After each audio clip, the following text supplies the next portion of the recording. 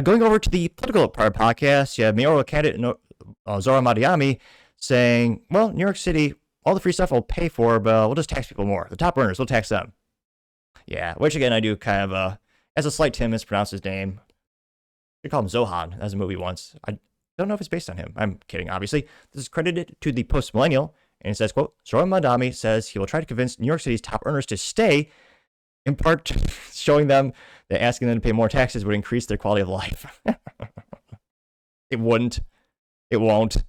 But that's his argument to try to retain top earners in New York's shitty. Yeah. None of them are that dumb. They're going to leave as soon as he gets elected.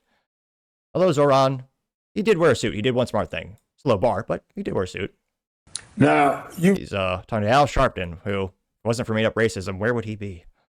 Now, you've been running on the platform of affordability fixes for New Yorkers, like a rent freeze you mentioned, free buses, city-owned groceries that made you popular with some working New Yorkers. No. Working New Yorkers? Hell no. People who don't work and get free stuff? Yes. People don't realize how to read a damn history book, actually look at communism and socialism, and realize, oh yeah, state-run things never work. But nevertheless, back to... But not so popular with real estate developers in the financial class. You were the only mayoral candidate to march alongside Martin Luther King III and I on our march on Wall Street about DEI on last week as we call for economic justice for all New Yorkers and all Americans. But right now, the top 1% earners in the city pay 40% of the city's income taxes, according to the Empire Center for Public Policy. That doesn't seem fair. So the top 1% pay 40%. And what do they get? A shitty, corrupt city, almost as bad as San Francisco. They get high crime rates. They get high tax rates. Businesses leaving. What do they get for paying all those taxes? Certainly not safety. How do you bring these wealthy residents to the table as mayor? Stop them from saying they're leaving, going to Florida, because we need that tax revenue to pay for some of the things you're talking about. How do you pay for it if they're gone? Well, the first thing I have to say is I was proud to be the only candidate for mayor at that march. And I was proud because some of the chants at that march, they were asking, is the dream alive? Right. Is Dr. King's dream still alive? And he asked the question decades ago, what good is having the right to sit at a lunch counter if you can't afford to buy a hamburger? Right. That's a question that New Yorkers are still wrestling with today in 2025. And so what I have put forward is a vision to make the most expensive city in the United States of America affordable. At a time when we have the wealthiest city, it is also one where 1 in 4 are living in poverty. And to your point, we have a number of New Yorkers who are doing quite well. The top 1% of New York City earns $1 million or more a year. And my vision is not one where they leave, it is one where they stay. It is How do you get them to stay? In part by showing them that asking them to pay more in taxes would increase even their quality of life. Because when you ask New Yorkers, what is it that is making them feel uneasy in this city? You often hear from them about the cleanliness of our city, the safety of our city, the affordability of our city. We are not asking to raise these taxes for the sake of it. We're asking so that we can actually make the slowest buses in the country fast and free, so that we can actually create a department of community safety that would... Wait a minute. Last time I checked, you tweeted you wanted to defund all the police, get rid of all of them, as well as decrease the population in jails. Deploy dedicated teams of mental health outreach workers to the top 100 stations of the highest levels of mental health crises and homelessness. That relationship proving that that tax dollar leads to that investment, because we know that it's not just a fiscal policy that takes somebody from New York City to somewhere else. Because a lot of New Yorkers, if they leave, they go to California, another high-tax state. They go. No, they mostly go to Florida and Texas. Some of them go to California. But no, they mostly go to red states with very low regulation, low or no income tax, places that are, well, better. New Jersey, another high-tax state. Many people. I don't know anyone who's ever moved to New Jersey. I'm only partially kidding. Do you? People say they might go to Florida, but I have seen and heard from many New Yorkers concern about this new elimination of vaccine mandates in Florida that makes them question whether they would ever want to live there. Yeah. I don't think the average American gives a damn about those mandates. In fact, they would probably actually appreciate that Florida isn't forcing people to do that. Was that his argument? Fiscal policy that takes somebody from New York City to somewhere else. This guy's hilariously moronic. Although maybe I should be appreciative because he's so dumb, he makes me look smart in comparison, at least. Yeah. People live in New York City in droves. Very similar to the state of California, which I mispronounce impartially just as a slight to that terrible state. Again, they're all going to low regulation areas. Again, over 241 businesses have left California in the past 48 months. And how many have moved there? I've heard one YouTube comment one time where a guy said, oh yeah, Rocket Company was starting another state, then they went there. One. And I do owe him a beer. If he's in Texas, reply to me in the comments, let me know. Because I do owe him a beer. So, one company, hundreds leaving. Yeah, you see this with parallels in places like Illinois, places like New York and New York City.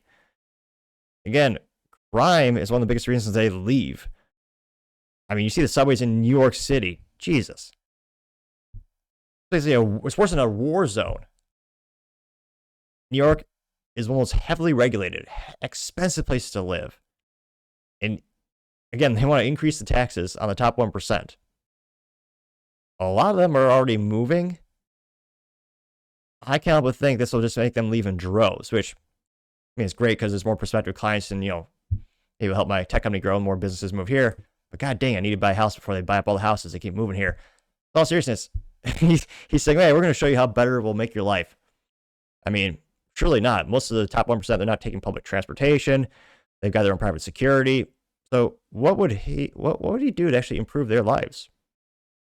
I'm genuinely curious. I mean, maybe he's going to argue because he'll magically make it safe, which again, they usually don't have a track record of doing. Then the businesses will be more profitable, more prospective customers will spend money there. I obviously that won't happen. But again, this went pretty viral. Got 1.4 million views, so 2.8 thousand likes. One of the first comments comes to us thanks to Crispus Attackus. There's a little cartoon that says, "Who wants free stuff?" Everyone raised their hands. It says, "Who wants to pay for other people's stuff?" He gets 0 hands, which is perfectly exemplified with Mark Cuban when Tucker Carlson roasted him. Mark Cuban is saying, "Oh yeah, we should give more money to Ukraine. We need to give that country more money." And Tucker Carlson goes, and Mark Cuban claims his family's from Ukraine. Funny, a couple years ago he said it was from Russia, but nevertheless, Mark Cuban says, "Oh yeah, I got half my family from Ukraine. We need to send more money." Tucker Carlson goes, "Well, you're a billionaire. How much have you sent?" And in true liberal fashion, Mark Cuban said, "Well, nothing." Again, they always want to spend our hard-earned tax dollars, not their own. That got 1.5 thousand likes as well. We also have Mick. It's a picture of Elon Musk. It says this, or it's a tweet with Elon Musk saying this is an acid test. You have a leftist saying socialism is better than capitalism. And the Chad guy says, when the Berlin Wall fell, which side ran to which side? Yep, gained 1.1 thousand likes. Mega Michelle has a picture of Zohran in front of the Twin Towers and says, I'll give you 2,296 reasons not to elect a radical Muslim as New York City mayor. Gained 1.2 thousand likes, which, I don't know. Are you saying he works for the FBI or the CIA? I'm only partially kidding. Run down more and more. Tuxedo Cat has a picture of Zohran, and he's talking to, well, he has AOC by him. As well as Bernie says, these fools think I'm a socialist, gained 222 likes. Baral Jundai is quoting, I need to double check this quote. I don't know if it's authentic, but it's allegedly quoting Prime Minister Margaret Thatcher. Says, quote, the real problem with socialism is that you eventually run out of other people's money to spend. Gained 2.8 thousand likes. Corn Pop, of course, it has a Biden logo there. It has, what's the Man meme? It says, New York City has a shithole with 90% tax rate. Gained 233 likes with Zoran's face plastered on him. We also have Manhattan Mingle says, quote, I'm not a top earner, but I'm pretty sure that keeping my earnings would be what increases my quality of life. Gained 558 likes. American Brushfire says, quote, communists are the dumbest people on earth and should be barred from government for that reason. Gained 351 likes. We used to deport them. Scott Hartnett says, yeah, billionaires would love to shop at a city-owned supermarket. Gained 220 likes, which, yeah. And again, earlier, I believe this was last month, I reported how, oh yeah, another city-run grocery store, close it. Because they're not viable. They only lose money. You also have Jamie Olsen has a picture of Trump pointing, says, shit like this is why I won. At least that's what the meme says, getting 105 likes. Destroy wokeness. Does he really live in Canada? Poor son of a gun. Imagine living in a totalitarian, evil government country with America right next door. Freedom so close. I'll give him a follow. Poor guy. He says socialists are really this stupid. Getting 200 likes. Patriot for Life says, ha ha ha, he has no experience in anything. Gave 157 likes. 23 Nerd says, would this guy really be worse than de Blasio? It's pretty high bar, getting 73 likes. Dog99 says, Mamdani is essentially saying, trust me, wealthy New Yorkers. He has no managerial experience, no track record to point to, never held a real job. He'll use his ideas that failed everywhere they've been tried, but he'll increase their quality of life. He's a charlatan. Gained 1.4 thousand likes, which, yeah. He hasn't contributed to the private sector, I don't think. You have Rain Cosmetics. His picture of Robert Downey Jr. from Tropic Thunder is, I suppose it's dry. Get in character. I'm just a dude playing a dude dressed up as another dude. That's like the dumbest MFer who's ever lived.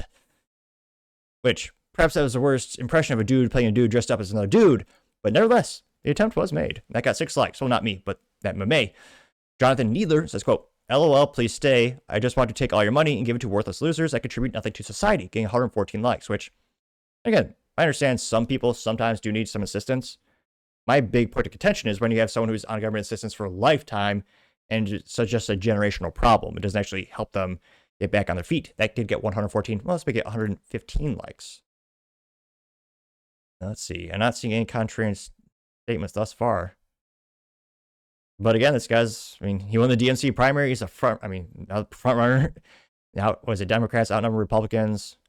What is it? 2-1 over there? So again, the odds of he's winning, I'm not a gambler. I'm just saying the odds of him winning are pretty high. But let me know your thoughts, because as always, be fascinated to hear what you have to say. Thank you, everyone, for taking the time to tune in today. Again, try to get 6,000 subscribers by the end of the month, so click that button. I greatly appreciate it. Also, give me a thumbs up, thumbs down, and comment. It's a great way to give me some additional feedback, letting me know how I can make the show better and better. Lastly, don't forget to take time to tell your family, tell your friends, tell your coworkers, heck, tell your enemies, anyone, everyone. Just stay safe and fight the good fight.